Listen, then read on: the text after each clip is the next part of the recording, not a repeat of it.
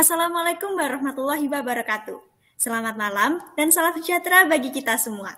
Kembali lagi di acara Katalk, Kampus Tantalk episode yang ke-6. Sebelumnya, perkenalkan terlebih dahulu nama aku Jihan Elda yang pada kesempatan kali ini akan memandu jalannya Katalk pada malam hari ini. Katalk episode kali ini mengusung tema kehidupan di balik layar seorang mahasiswa. Wah, keren banget kan? Dengan tema yang keren kali ini, kami juga mendatangkan narasumber yang gak kalah keren nih. Mungkin dari kalian sering banget melihat ataupun kenal dekat. Atau bahkan diam-diam mengagumi sosok narasumber kita yang satu ini. Cie, siapa ya kira-kira? Oke, aku akan langsung membacakan CV-nya terlebih dahulu. Janwandri Rizky Pratama Sembiring, lahir di 3 Binaga 1 Januari 2000. Pada tahun 2015 sampai tahun 2020, Mas Janwandri cukup produktif mengikuti kegiatan kepanitiaan dan juga organisasi nih. Mulai dari Ketua Departemen Kenaziran Bintalis SMA N5 Medan, Ketua Tim Pemenangan KMMI Universitas Brawijaya. Pengalaman kerja Mas Janwandri ini juga cukup banyak loh teman-teman.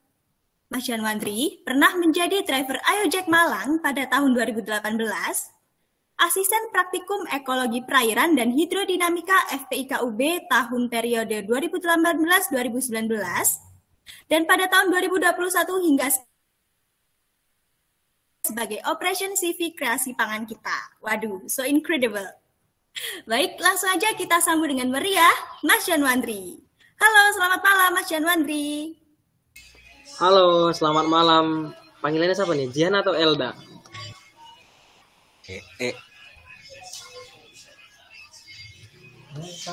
Halo. Macet-macet ya? Panggilannya Jihan apa Elda? Sayang.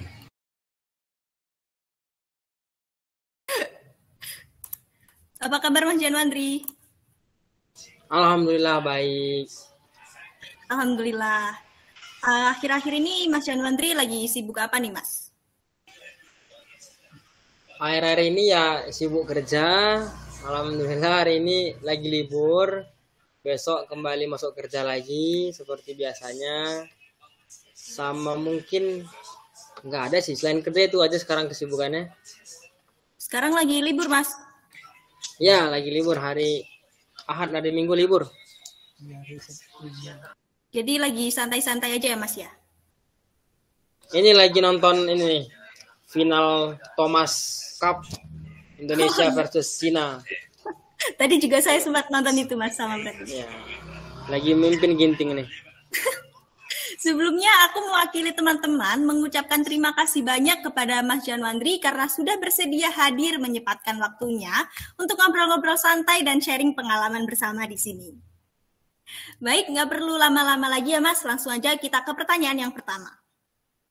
Pertanyaan yang pertama, aku pengen minta pendapat dari Mas Janwandri nih. Menurut sudut pandang Mas Janwandri, apa sih pengertian mahasiswa itu Mas? Oke, terima kasih Jihan. Kalau menurutku, mahasiswa itu adalah ya seorang pelajar begitu ya, seorang pelajar yang sudah ada kata maha di depan siswanya. Jadi sudah di tahap akhir menuju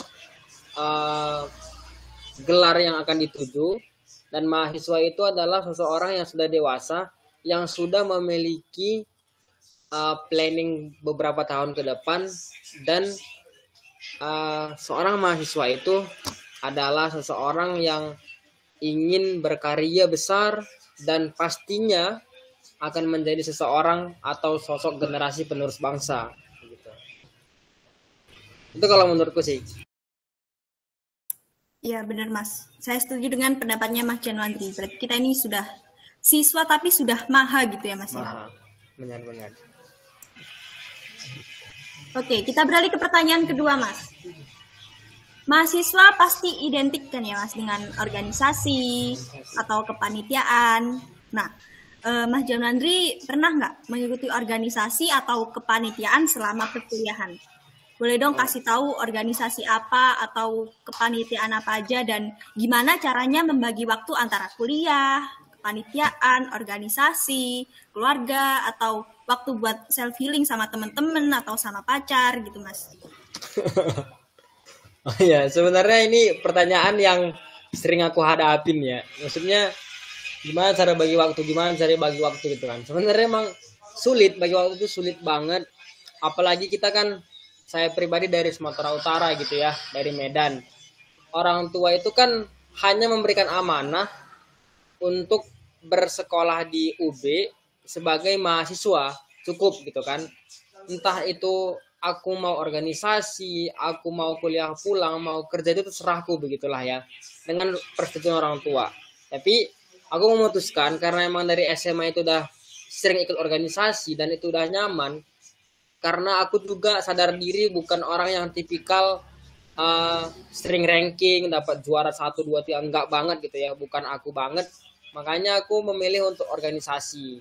Jadi dari awal maba banget itu emang udah masuk ke organisasi BEM di Kementerian Dalam Negerinya, terus di Voksi juga, terus kemarin itu pemilihan cutting ya, dipilih menjadi cutting juga sama kayak Adam ini ya, cutting 2020 ya, sama kita Adam. Dulu kata kakak tingkat kita itu, seorang cutting itu bukan setahun, 2 tahun, 3 tahun, 4 tahun, tapi selamanya katanya itu. Wah, berat sebenarnya, tapi ya begitulah cutting. Terus asisten juga, iya pernah jadi asisten karena emang cari pengalaman begitu ya. Siapa sih yang nggak mau jadi asisten gitu kan? Atau emang dia kuliah pulang nggak tahu mau apa enggak. Tapi itulah memang karena aku memikirkan aku tuh bukan orang yang terlalu pintar-pintar banget, makanya aku tuh organisasi banyak. Karena apa? Karena kalau kita banyak organisasi, kita bakalan punya relasi yang besar, gitu kan?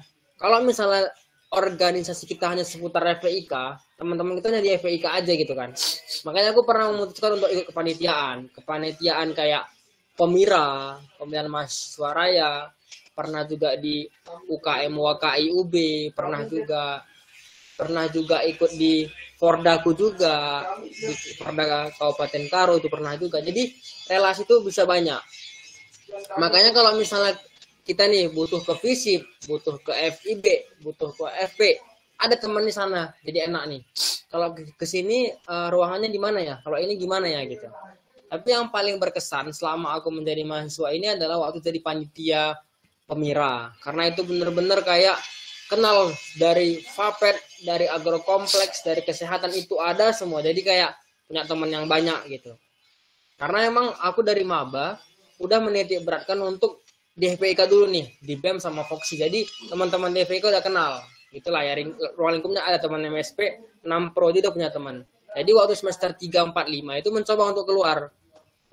Jadi kadang-kadang berangkat pagi jam 6, pulang jam 10 malam itu udah biasa. Malah kalau misalnya pulang siang, itu kayak ada yang kurang tuh. Kok cepet banget pulangnya. Kok tidur siang sih gitu, malah lucu. Aku mikirnya malah lucu. Jadi jam 6 pagi, Voksi rapat, habis itu kuliah setengah 8 sampai jam 1 siang, sampai jam 3. Lanjut lagi, kumpul.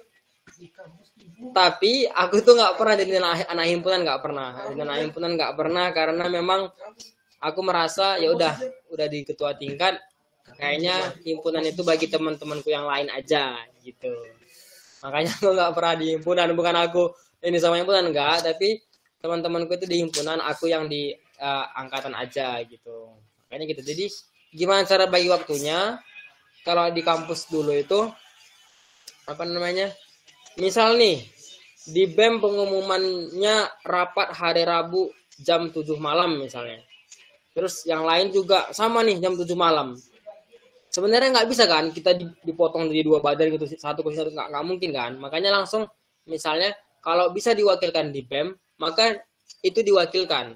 Atau kalau misalnya dua-dua prioritas, itu kamu harus memposisikan diri kamu lebih penting di mana? Di BEM atau di kepanitiaan ini? Semisal kalau kamu itu di BEM itu ada penanggung jawabnya, maka kamu harus hadir di situ. Karena kalau kamu nggak hadir, itu nggak bakal bisa mulai, gitu kan. Pernah nih aku kepanitiaan kalau nggak salah sulam jaring. bareng sama Pemira. Wah, itu benar-benar pusing banget gimana Pemira, gimana Swivel, dan di situ dua-dua aku humas. Nah, jadi gara-gara di sulam jaring tadi aku bukan CO, jadi tak tinggal, tak izin baik-baik. Karena di Pemira jadi CO, maka aku ke Pemira. Tapi dari Pemira langsung balik ke sulam jaring. Jadi begitulah. Jadi kayak ya kalau kurus ya pasti kurus, mikir ya pasti mikir. Yang penting sih kalau misalnya ngantuk ya tidur. Kalau lapar ya makan. Yang penting itu aja sih. Tapi tetaplah kalian kalau misalnya menjadi seorang yang organisatoris, tetaplah jangan lupa untuk menjalankan tugas dari orang tua, yaitu kuliah di Malang gitu. Jangan sampai gara-gara kenapa IP kamu seperti ini? Ya karena organisasi, Bu. Itu berarti kesalahan kamu. Bukan kesalahan organisasinya, tapi kesalahan diri kamu. Kamu tidak bisa memprioritaskan dengan baik. Nah, mungkin itu dulu deh. Nanti kepanjangan lagi jawabannya. Ya Mas, saya setuju dengan pendapat Mas Janwandri nih. Terus tadi Mas Janwandri sempat bilang kalau pulang siang nggak ngapa-ngapain, terus Mas Janwandri ngerasa kayak ada yang kurang gitu ya Mas. Nah, saya yang dulu mahasiswa kupu-kupu sempat tersinggung nih Mas. Dulu waktu saya semester 1, itu saya males banget gitu. Ikut kayak organisasi, kepanitiaan di dalam kampus maupun di luar kampus. Dan itu saya merasa sepertinya yang paling mempengaruhi itu teman dekat ya Mas. Kemudian di semester 3 saya mulai berpikir kayaknya aku harus cari pengalaman deh, kayak pengalaman kepanitaan, pengalaman organisasi, supaya bisa dimasukin ke dalam CV. Waktu itu saya pernah baca di internet kalau pengalaman ikut kepanitiaan atau organisasi itu sangat mempengaruhi dalam dunia pekerjaan gitu Mas. Akhirnya saya tergerak buat ikut kepanitiaan dan organisasi. Terus di semester 4 saya juga mulai daftar asisten praktikum seperti Mas Janwandri juga, tapi belum keterima. Mungkin belum rezeki ya Mas ya. Di semester 5 ini alhamdulillah saya keterima jadi asisten praktikum di salah satu asisten praktikum dan mulai cari pengalaman kerja juga biar gampang dapat kerjanya ya Mas. Seperti itu sih Mas kalau saya pernah baca di internet. Terus saya pengen minta pendapat dari Mas Janwandri nih, buat semester yang mau mahasiswa semester 1, organisasi dan kepanitiaan gitu, gimana Mas menurut Mas Janwandri? Gimana tadi seperti putus-putus? Mahasiswa semester 1? Buat mahasiswa semester 1 yang malas atau mager ikut organisasi dan kepanitiaan Mas. Oke. Sebenarnya itu kembali kepada orangnya ya. Atau memang dia dari SMP SMA itu memang nggak pengen aktif-aktif banget, itu kembali ke orangnya. Asalkan memang dia kalau misalnya memang nggak mau ikut organisasi, tapi dia itu berprestasi, misalnya juara LKTI lah, juara inilah, juara lomba makan kerupuk atau dan sebagainya, begitulah ya. Yang penting dia berprestasi, itu nggak masalah. Karena mungkin orang tuanya itu ngasih dia amanah itu untuk kuliah aja. Jadi kalau misalnya mau organisasi, orang tuanya nggak ngizinin itu nggak apa-apa. Tapi kalau menurutku pribadi, itu sayang banget gitu loh. Misalnya kalian ini dikuliahkan, ya minimal ikut himpunan lah, kan deket kan. Maksudnya ya selaras lah dengan PSP gitu kan. Program-program juga selaras dengan PSP gitu kan. Terus untuk mahasiswa semester 1, wajar apabila memang kuliah pulang. Karena proses adaptasi dari SMA ke kuliah itu memang beda-beda banget. Kalau SMA kan ya udah gurunya datang, kita boleh main-main sambil apa. Ini kan enggak. Kuliah itu kan dosennya itu kayak kita ngejar-ngejar dosen gitu loh. Jadi kayak misalnya beda banget, harus benar-benar adaptasi. Apalagi PSP nih. PSP sekarang dinominasi banyak perempuan. Makanya banyak yang mengira saya ini salah jurusan apa ya. Sama, saya juga dulu merasa salah jurusan. Bahkan saya semester 3 itu pengen mengundurkan diri untuk masuk ke STAN. Pernah itu terjadi. Tapi teman-teman bilang, kamu loh udah dipilih cutting, masa kamu mau ninggalin kita begini. Ya itu kan alasan, itu kan hanya sebatas pengingat begitu ya. Tapi saya pasti memikirkan saya mau ke depan itu mau jadi anak STAN dan sebagainya gitu kan. Tapi akhirnya ya udahlah, teruskan aja, mungkin emang udah takdirnya gitu kan. Tapi alhamdulillah bisa selesai gitu kan. Bahkan teman-teman saya pun dulu itu 1-2 banyak yang kuliah pulang. Tapi semester 3 panitia sulam jaring, panitia swivel, di situ yang menyatukan kita. Sehingga semester 5 itu udah bisa dipastikan tidak ada lagi yang bilang salah jurusan. Karena memang udah terjerumus gitu kan. Jadi nggak mungkin bilang lagi salah jurusan. Jadi kalau saranku semester 1-2 itu mulailah untuk mencari pengalaman-pengalaman organisasi. Karena apa? Saat kita bekerja nanti pun melamar pekerjaan, kayak kemarin aku tuh melamar pekerjaan, itu yang ditanyakan sama HRD-nya itu tentang organisasi kemarin itu. Gimana kamu cara menyelesaikan masalah ini? Gimana anggota kamu bermasalah? Gimana kamu menyelesaikannya? Gimana kamu membagi waktu antara organisasi ini. Nah, jadi kalau misalnya kita ada pengalaman, kita ada pernah terjun di bidang itu, jadi waktu pertanyaan gitu muncul dari HRD, dari mungkin kepala kantornya, itu enak menjawabnya. Saya begini, saya begini. Jadi lancar kan. Tapi kalau misalnya kita selama kuliah hanya kuliah pulang. HRD juga bingung. Dia mau nanya apa? Nanya skripsi, ya nggak mungkin. Beda bidang gitu. Tapi kalau misalnya ada organisasi, ada misalnya kayak kamu pernah juara, itu pasti enak. Wawancaranya pasti tinggal ya mengalir gitu. HRD-nya pun nggak bingung. Dan bisa menilai kamu bahwa kamu adalah orang yang aktif dan bisa bertanggung jawab. Mungkin itu sih. Semoga terjawab. Oke, jadi itu tadi teman-teman buat yang baru semester 1. Mungkin kalian bisa mulai cari pengalaman baru kayak ikut organisasi atau kepanitiaan biar nggak menyesal kemudian hari. Oke Mas, tadi kan kita bahas tentang kegiatan perkuliahan selama menjadi mahasiswa. Nah, pertanyaan ketiga ini adalah pengalaman apa aja sih yang pernah mahasiswa? Baik suka maupun duka, bolehlah Mas Januandri coba ceritain. Selamat jadi mahasiswa ya? Ya, selamat jadi mahasiswa kan ya? Iya Mas. Oh, suka dukanya itu banyak banget. Sukanya banyak banget. Gimana waktu jadi mahasiswa itu ya tahu sendiri kan lah ya, PSP harus bisa renang gitu kan. Ya gimana ya orang kampung gitu kan, cuma bisa gaya sungai gitu kan. Kita belajar bareng di kolam renang sampai ya hitam semua. Cewek-cewek itu hitam semua, udah hitam, pukul rata hitam semua. Bareng-bareng, terus kayak makrab bersama, terus pertandingan olahraga di FIK itu bareng-bareng bersama, itu banyak banget sukanya. Apalagi Malang ini kan kayak banyak wisatanya, jadi kita sering ya nongkrong bersama dan sebagainya. Kalau dukanya, kalau menurutku pribadi itu paling duka itu adalah saat angkatanku jadi panitia swivel. Kenapa duka? Karena memang itu semester 5 sangat-sangat padat. Banyak orang-orang yang berkorban, banyak orang-orang yang TA, bahkan banyak orang-orang yang jadinya absen 5 kali sampai lebih cuma gara-gara swivel itu. Tapi bukan gara-gara kita mempersalahkan swivelnya, karena memang orang kita nggak bisa bagi waktunya. Terlebih-lebih swivel waktu itu memang benar-benar berbeda dari swivel sebelumnya gitu. Konsepnya berbeda. Itu benar-benar aku bukan duka sih, maksudnya duka melihat teman-temanku yang kayak banyak yang tumbang, yang ke rumah sakit. Mungkin waktu itu kita ke panitianya angkatannya Dita sama Sofura mungkin ya, sama Rida juga. Tapi mungkin peserta tidak melihat hal itu. Tapi aku merasakan itulah duka yang aku rasakan sebagai seorang angkatan 17, melihat teman-temanku itu tumbang, banyak yang tumbang.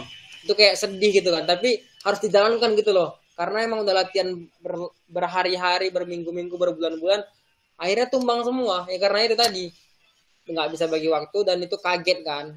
Ada beberapa orang yang memang nggak pernah ikut organisasi, nggak pernah rapat semalam itu, jadi tumbang pas hari H. Itu kalau menurutku duka yang paling selama kuliah itulah yang paling kerasa. Tapi kalau sukanya banyak banget, sampai sekarang pun masih suka karena sering kumpul di Malang ini, sering masih ngopi-ngopi, menyemangati teman-teman yang belum lulus juga, begitu.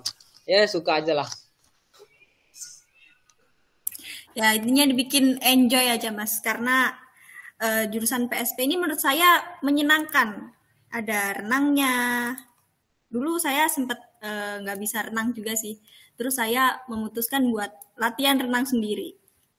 Banyak juga teman-teman yang kurang bisa renang. Terus sama kayak kata Mas Januari tadi, banyak yang jadi hitam gara-gara keseringan renang. Terus teman-teman yang cewek-cewek berinisiatif buat beli sunscreen, Mas. Buat ini, kadang kan praktikum ke laut ya, pulang-pulang jadi gosong. Saya waktu itu pernah praktikum oceanografi di laut, pulang-pulang muka saya gosong. Terus saya pulang di kontrakan, teman saya nanya, Jihan, kamu habis praktikum dari mana? Kok muka kamu gosong julek gitu? Gitu katanya, Mas. Terus saya pulang ke rumah, waktu itu pulang kampung ya, hari Jumat, Sabtu, Minggu saya pulang kampung. Di rumah saya juga ditanyain sama mama saya. Loh, Jihan, kamu habis dari mana? Muka kamu lo gosong kayak bukan anak saya. Sampai bilang gitu. Tapi ya menyenangkan juga sih di laut. Ya semester 5 bakal glowing kok. Iya benar. Apalagi sekarang kuliahnya online di rumah, jadi bisa buat ada waktu buat skincarean, buat merawat diri, glow up. Benar. Oke, next ke pertanyaan keempat, Mas. Pertanyaan keempat ini menarik banget nih, Mas. Pasti para mahasiswa di luar sana juga sedang memikirkan pertanyaan ini dan mungkin belum sempat terlontarkan.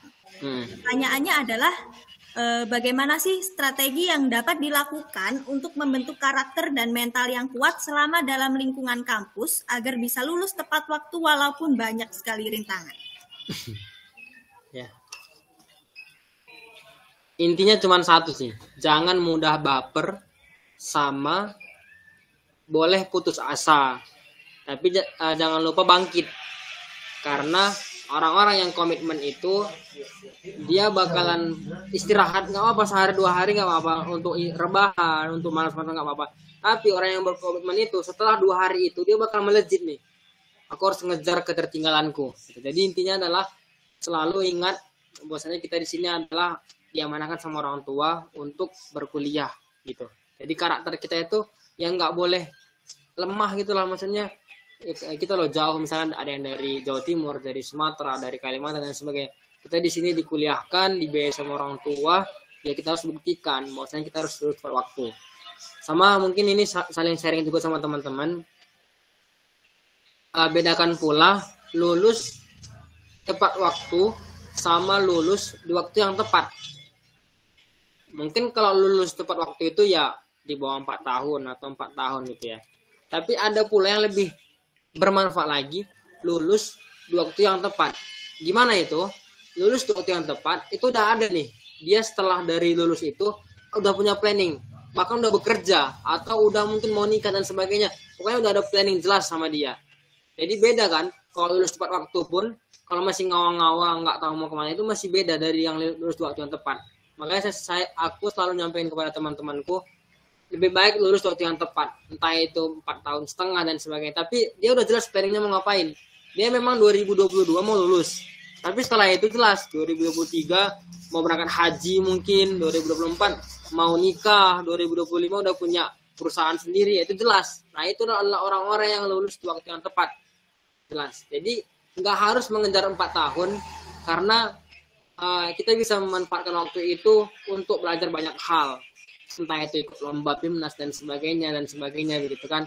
Itu lebih penting daripada lulus waktu yang tepat, lulus yang 4 tahun. Tapi mungkin ini bukan untuk mendiskreditkan anak-anak bidik misi dan sebagainya, tapi kalau emang bidik misi kan emang harus 4 tahunnya, itu emang harus menjadi target utama. Karena kan kalau misalnya nggak lulus 4 tahun, dia nanti kena bayar lagi kan. Tapi itu emang harus diprioritaskan. Kalau memang itu tujuannya di awal lulus 4 tahun, harus jelas. Setelah lulus itu, planningnya jelas kemana gitu. Nah kalau misalnya kalian udah punya planning, itu pasti terbentuk karakter kalian. Kalau jujur saya dulu itu 2017 emang udah buat planning. Umur 21 atau 2021 saya harus lulus. Nah, pas alhamdulillah 2021 kemarin nyatakan yudisium gitu kan, jadi lulus gitu. Nah, setelahnya itu saya juga udah buat kayak 2022, 2023 udah buat, tapi nggak mau saya bilang gitu ya. Itu biar saya aja sama Allah yang tahu itu mau ngapain aja. Itu tapi harus punya planning. 2000 sekian misalnya mau berangkatin haji ibu bapak dan sebagainya gitu, nggak apa-apa. walaupun nggak mencapai target, tapi berpikirlah bahwasanya kalau misalnya kalian punya target, itu pasti ada usaha yang mengiringinya. Tapi kalau nggak punya target, ya udah hidup ini datar aja. Ya ada loker pun pasti ya udah lamar sini aja gitu. Nah, kalau misalnya punya target, punya planning, nah insya Allah kalian bakalan terbentuk karakternya, dan tantangan ke depan bakalan berubah menjadi peluang-peluang yang ada solusi-solusinya untuk menyelesaikan tantangan tersebut. Gitu sih. Ya semoga terjawab. Terima kasih banyak Mas Januandri. Semoga jawaban dari Mas Januandri tadi bisa menjawab dilema yang dirasakan oleh mahasiswa sekarang. Buat teman-teman mahasiswa, mulai belajar buat berkomitmen dan menyusun planning untuk kedepannya. Oke, untuk sesi selanjutnya adalah sesi tanya-jawab. Sebelumnya, dari kami sudah mengumpulkan beberapa pertanyaan lewat box question and answer di Instastory Kampustan. Dan kami juga sudah memilih beberapa pertanyaan. Pertanyaan terpilih yang pertama, dulu kan masnya banyak ikut kegiatan tumas. Nah, semisal pas dalam satu waktu, masnya punya tanggung jawab di beberapa forum atau tempat yang berbeda, gimana tips biar dua-duanya tetap berjalan? Wah, ini jawaban berat sih. Mungkin saya dibelah jadi dua gitu ya, satu ke sana, satu ke sini gitu. Tapi pernah emang terjadi. Tapi saya biasanya itu yang kayak saya bilang tadi, misalnya saya di dua tempat ini jadi ketua begitulah ya, CO misalnya. Ya udah, ya harus saya delegasikan satu gitu loh. Jadi yang ini WCO-nya yang saya delegasikan untuk ke sana, saya ke sini, kayak prioritas gitu kan.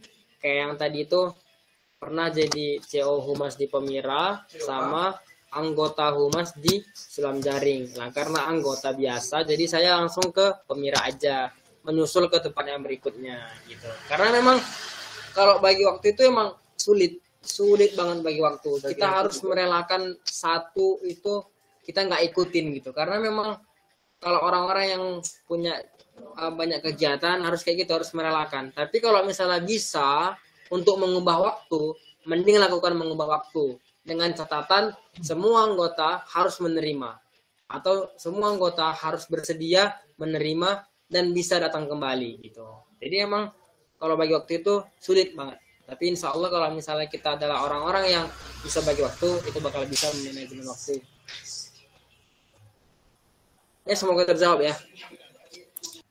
Oke Mas, jadi harus pinter-pinter bagi waktu kitanya. Pertanyaan kedua Mas. Mas Januari kan juga pernah mengalami kuliah online atau bahkan mungkin skripsinya online Mas. Nah itu bagaimana tips-tipsnya agar nggak bosen dan tidak stres dengan kondisi pandemi ini?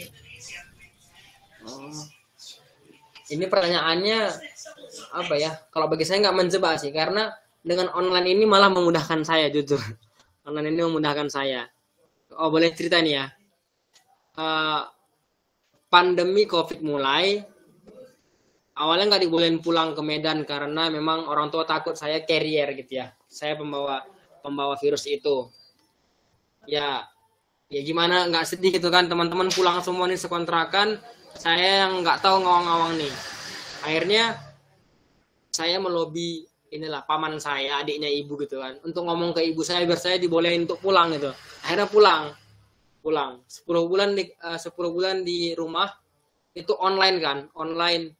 Wah itu bener-bener jujur online itu bener-bener nggak paham apa-apa, jujur nggak paham apa-apa. Maksudnya pas kuliah online gitu kan, misalnya Bu Ledi, Pak Eko, saya itu tidur sih. Pernah masuk nih, awal masuk tidur, HP di sebelah, bangun-bangun selesai, tinggal sendiri di dalam. Mungkin teman-teman di sini pernah merasakan juga. Itu emang hal wajar karena apa ya? Yang ngantuk gitu nggak sih? Ini layar.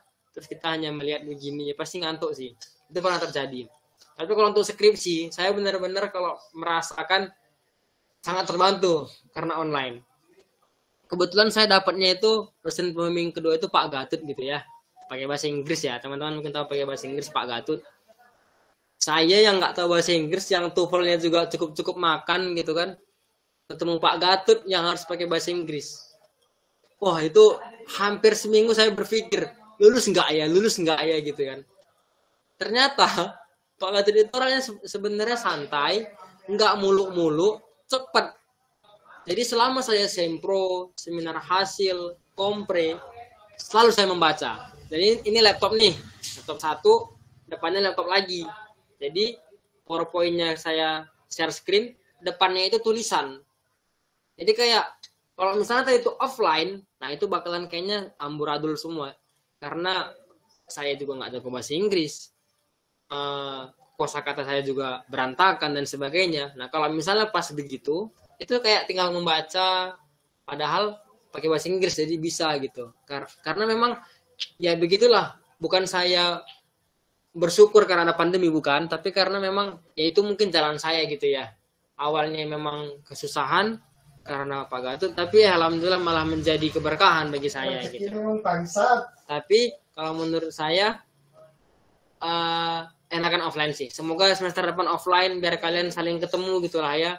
Biar kalian juga merasakan gimana enaknya makan soto Bu Siti di FIK gitu ya. Terus bisa merasakan juga kumpul-kumpul di FIK lagi gitu. Ya itulah mungkin tips-tipsnya.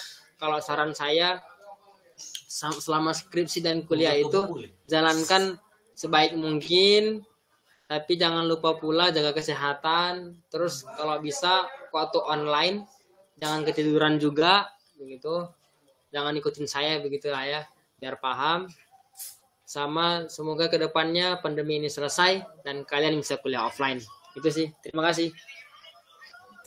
Terima kasih Mas Janwantri. Saya setuju banget sama pendapatnya Mas Janwantri. Memang selama perkuliahan online ini dimudahkan ya Mas. Mudah banget. Nggak cuma Mas Janwantri aja yang ketiduran selama kelas waktu kuliah online. Saya pun juga dan teman-teman yang lain pasti juga pernah. Saya pernah join kelasnya Bu Lady juga. Itu saya join, terus saya tinggal tidur. Terus waktu kelasnya Pak Joko atau Pak Agus itu kelasnya kan kalau beliau minta kelas mengganti kan selalu minta pagi ya Mas, jam 6.30 atau 7.30 pagi, dan itu jamnya saya belum bangun tidur. Jadi saya terpaksa bangun buat join kelasnya Pak Agus Tum. Terus tiba saya tinggal tidur itu, waktu bangun udah selesai kelasnya.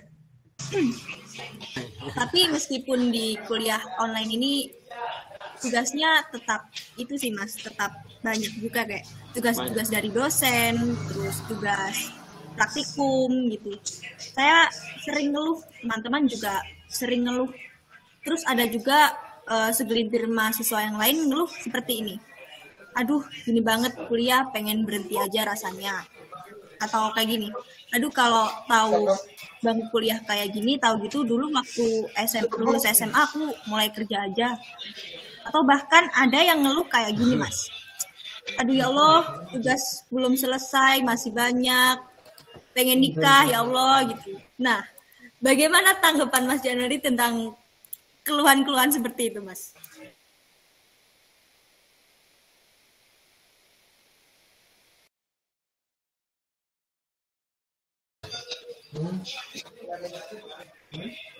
Lagi. Halo. Kedengaran ya? Terdengar Mas. Halo. Halo, oh, iya. Terdengar Mas. Itu kayaknya Adam yang sering dengar keluhan-keluhan gitu ya, Mia. Kayaknya biasanya cutting itu dikeluhan gitu sama teman-teman.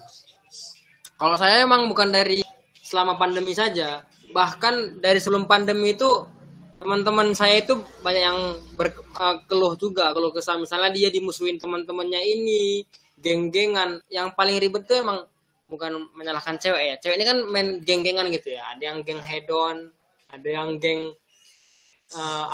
belanja shopping gitu ya. Ada yang bergolong-golongan gitu lah ya. Kalau cowok kan tinggal main futsal bareng udah dari satu gitu. Kalau cewek itu emang kayak gitu. Jadi bahkan dulu teman saya itu ada cewek, dia bercerita sambil nangis karena putus sama pacarnya. Cuma saya itu doang. Saya nggak tahu apa-apa, tapi ceritain gitu sambil nangis. Malah mungkin kalau orang-orang sekitar malah ngira saya yang lagi bertengkar sama dia. Nah, jadi itu kayak misalnya memang apa namanya, orang-orang seperti itu udah wajar, orang-orang mengeluh itu udah wajar, bahkan kita pun pasti sering mengeluh.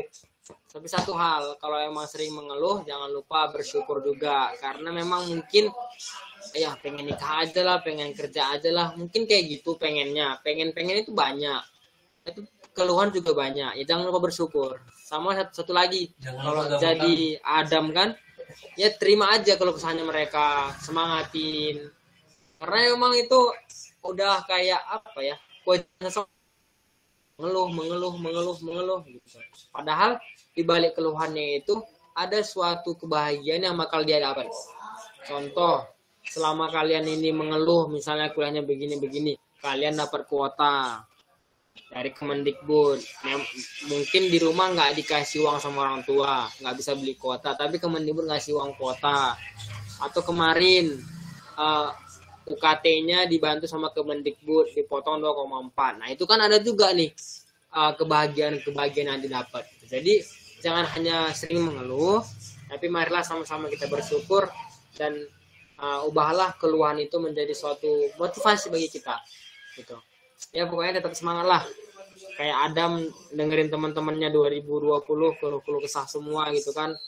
Kumpulin semua, catat. Nanti pasti bakalan ini sih.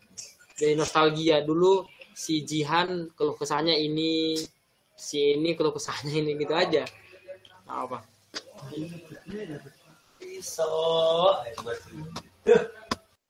Oke, buat teman-teman yang suka ngeluh pengen nikah lagi, sekarang jangan ngeluh lagi ya teman-teman.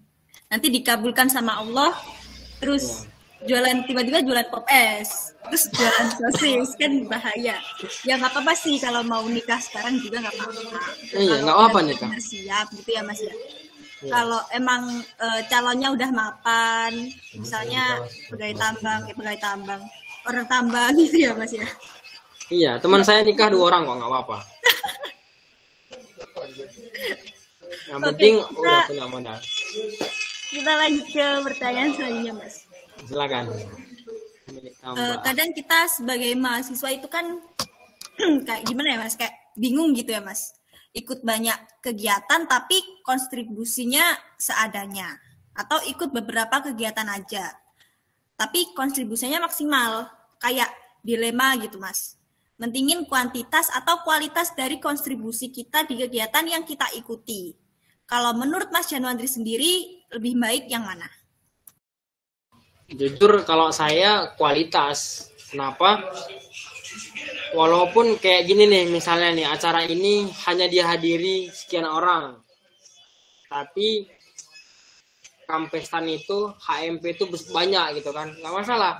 Yang penting harapannya orang-orang di sini paham sama apa yang kita sampaikan.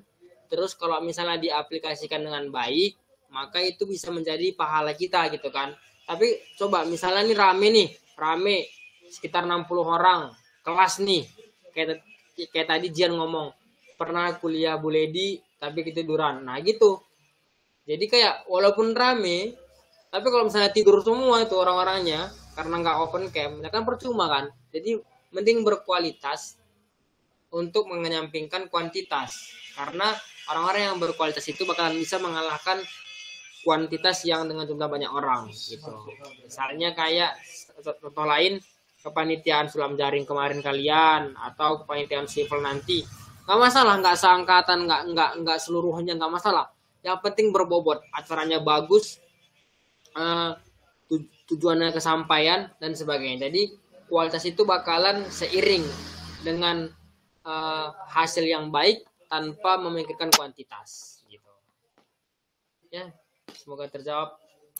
Oke, keren banget pendapat dari Mas Januandri.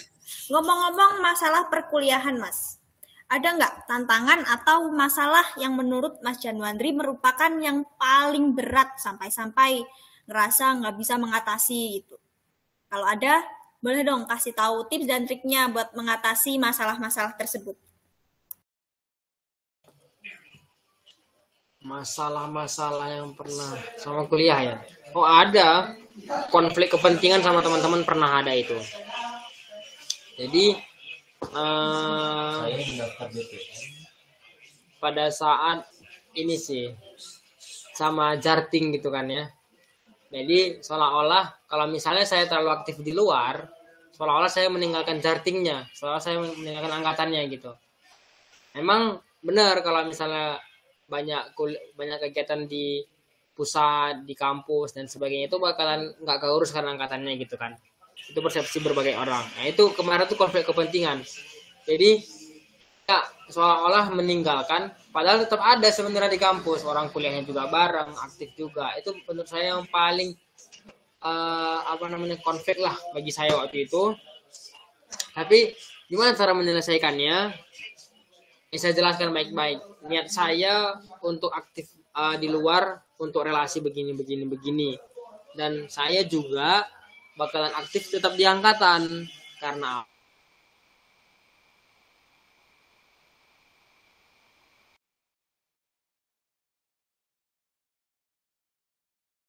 apakah udah kayak aktif juga, tetap selalu menyempatkan diri gitu. Jadi akhirnya aman. Tapi itu memang kalau saya hitung-hitung pernah sampai 1 semester lebih kayaknya konflik kepentingan itu, terus di jartingnya. Nah, gitu. Bahkan kemarin itu pemilihannya Kahim yang dari angkatanku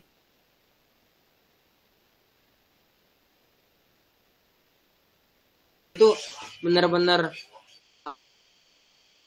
apa? Orang-orangnya terlalu memikirkan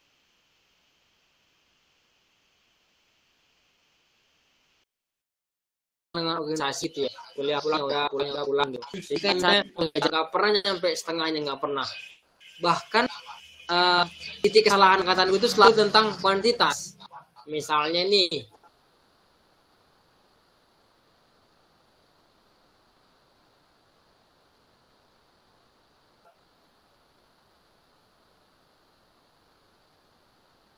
banget kita banget teman-temannya gitu. Ya itu paling kayak gitu konfliknya. Jadi itu kayak seolah kalau Kak Tika memandangnya dia itu nggak kompak. Padahal bukannya sombong. Kalau kita lomba propeller kita juara juga. Nggak tahu juga gitu kan. Tapi memang kayak gitu. Tapi kalau menurutku kuantitas nggak mempengaruhi. Tapi kualitas itu yang harus selalu digenjot untuk menjadi solusi yang terbaik. Gitu. Nah itu mungkin terjawab. Oke, emang kendala-kendala selama perkuliahan. Tapi tergantung kitanya cara menghadapinya seperti apa. Terima kasih Mas Januandri atas jawaban-jawaban yang telah diberikan. Keren banget Mas. Mungkin ada pesan-pesan atau motivasi untuk teman-teman yang sedang dalam bangku perkuliahan agar tetap kuat dan konsisten untuk mengambil gelar sarjananya nih Mas. Kesan-pesannya ya, kalau memang sekarang ingin mencari kerja boleh, atau sambil kuliah nikah ya silahkan juga, tapi jangan pernah lupakan amanah yang dititipkan orang tua untuk berkuliah di Malang untuk segera menuntaskan kuliah gitu. Karena saya pribadi pun dulu nggak menyangka bisa lulusnya 4 tahun begitu, nggak nyangka juga, padahal ya banyak juga keluh kesah yang saya hadapi gitu kan. Terus ada juga mitos bilang kalau bisa cuttingnya lulusnya terakhir gitu ya Damnya. Nggak harus, walaupun lulusnya duluan nggak apa-apa, tapi yang lain harus tetap dimotivasi kayak gitu, jangan hilang gitu, nggak apa-apa. Terus setelah itu jangan pernah berkeluh kesah. Karena apa? Kalau teman-teman banyak mengeluhnya, gimana mau menyelesaikan kuliahnya gitu kan. Terus kalau misalnya ini nih yang sering jadi PR nih, maba dapat nilai C atau nilai D gitu kan, itu pernah tuh bahkan saya merasakan. Saya pas mau pulang ke Medan, itu lagi transit tuh pesawat transit, pengumuman di grup, Rek, nilai ini udah keluar gitu kan. Pertama kali keluar, D+. Wah, shock dong. D+, nilai saya D+, itu belum nyampe Medan nih. Ngomong ke orang tua gimana gitu kan. Pertama kali enggak apa-apa. Ternyata bisa diulang di semester 6 atau di semester 7. Oh ya, ini info nih ya. Walaupun teman-teman mengulang, itu nanti bakalan nilai yang diambil adalah nilai yang tertinggi. Terus kalau misalnya memang itu awalnya nilainya D menjadi B dan itu di atas 3,5 itu bakal tetap cum laude dengan pujian, itu nggak apa-apa. Jadi tetap semangat walaupun dapat nilai B, nilai C, nilai D, apa diulang.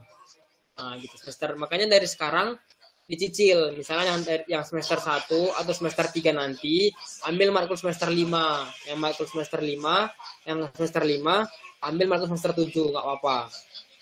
Yang penting selalu IPK-nya itu di atas 3. Itu di atas 3 supaya bisa ngambil 24 SKS gitu. Terus semuanya tadi aku bilang, tentukan planning kalian dari sekarang, nggak terlambat. Mau lulus tahun berapa? Siapa tahu atau kalian lulus nih. Adam lulus tahun 2023. Di sebelah itu ada malaikat. Amin katanya. Itu bisa jadi amin. Begitu. Makanya di sekarang dibuat planning biar jelas. Ya semoga lulus tepat waktu semuanya dan di waktu yang tepat pula. Jangan mudah mengeluh, tetap semangat. Sama satu hal yang harus kalian lakukan, jangan lupa bahagia. Tuh, dengerin teman-teman. Jangan lupa bahagia. Seberat apapun masalahnya tetap chill, santai, bikin enjoy aja. Terus buat teman-teman yang punya nilai jelek C atau C+, atau bahkan D+, jangan khawatir, bisa diulang di semester depan, seperti kata Mas Janwandri. Terutama buat teman-teman yang udah semester tua nih. Tetap semangat, mengeluh boleh, tapi jangan sampai tumbang. Oke, gak kerasa nih Mas, sudah 1 jam kita ngobrol-ngobrol dan sharing pengalaman. Selanjutnya, karena sudah berada, aku membacakan review dari obrolan kita pada malam hari ini. Kesimpulan yang dapat saya tangkap adalah mahasiswa adalah seorang pelajar yang sudah di tahap akhir menuju gelar yang akan dituju. Seseorang yang sudah dewasa, yang sudah memiliki planning beberapa tahun ke depan. Seseorang yang ingin berkarya besar dan pastinya ingin menjadi sosok penerus bangsa. Oleh karenanya, kita sebagai subjek yang menjadi peran sebagai mahasiswa harus pandai dalam manajemen waktu antar kuliah, organisasi, atau bahkan sampai keluarga. Jangan pernah menyerah untuk mengambil gelar sarjana kita. Curahkan semua kemampuan yang kita punya untuk mencapai tujuan tersebut. Karena itulah, mahasiswa harus punya dulu planning serta target spesifik yang wajib dicapai, sehingga karakter akan terbentuk dari proses meraih tujuan itu. Baik itu bermuara pada lulus kuliah tepat waktu ataupun lulus kuliah di waktu yang tepat. Baik, aku perwakilan dari teman-teman mengucapkan terima kasih banyak kepada Mas Janwandri yang sudah bersedia meluangkan waktunya untuk hadir di sini. Semoga dari obrolan Katok episode ke-6 ini dapat bermanfaat bagi teman-teman. Dan buat Mas Janwandri, sukses selalu ya Mas dan dilancarkan semua urusannya. Amin. Sampai bertemu di lain kesempatan, aku Jihan Elda, pamit undur diri. Sampai jumpa. Wassalamualaikum warahmatullahi wabarakatuh.